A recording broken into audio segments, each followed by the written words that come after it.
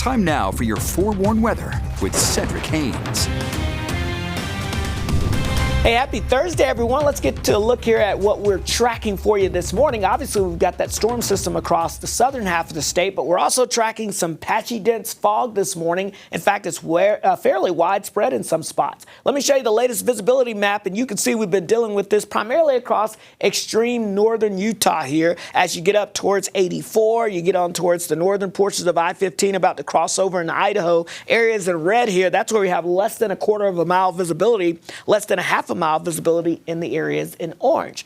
For that reason, we do have some fog alerts in effect for portions of eastern Box Elder County, portions of Cache Valley. So, again, that 84 corridor from Logan down to Hiram, Brigham City, Willard, heading up towards Snowville on I-15 and beyond.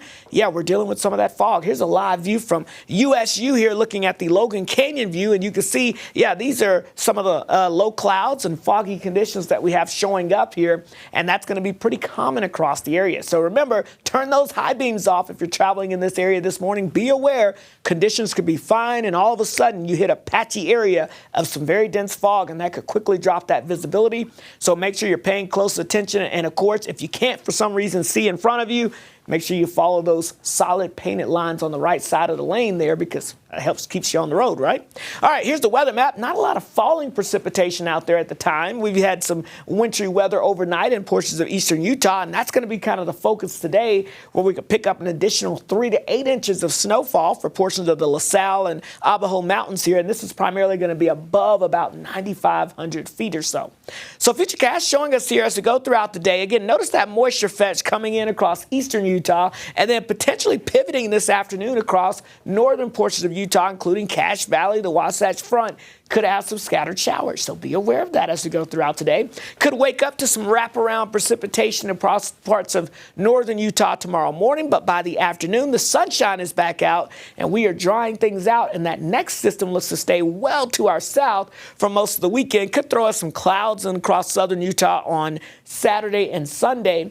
Possibly an isolated shower, but I think most of the moisture will stay just to our south and east. But we'll keep an eye on it as we go into the next 24 hours. St. George, highs in the mid to upper 50s with those isolated showers for you today. We'll be in the upper 50s for your Friday, nearing 60 over the weekend. And then heading into the holiday week, it looks to start off quiet and primarily dry. The Wasatch Front, showers possible today, a slight chance tomorrow morning. Otherwise, the weekend, pleasant and seasonal.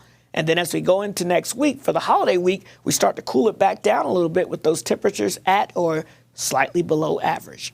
All right, let's get a quick check on the roads this morning. As I mentioned, we're dealing with some foggy conditions in spots. Looks like we're beginning to see the fog lift a little bit just because the sun is coming up now. We're starting to see some breaks in the clouds, but be aware that we go into a couple of foggy areas when you're driving, and then the fog returns.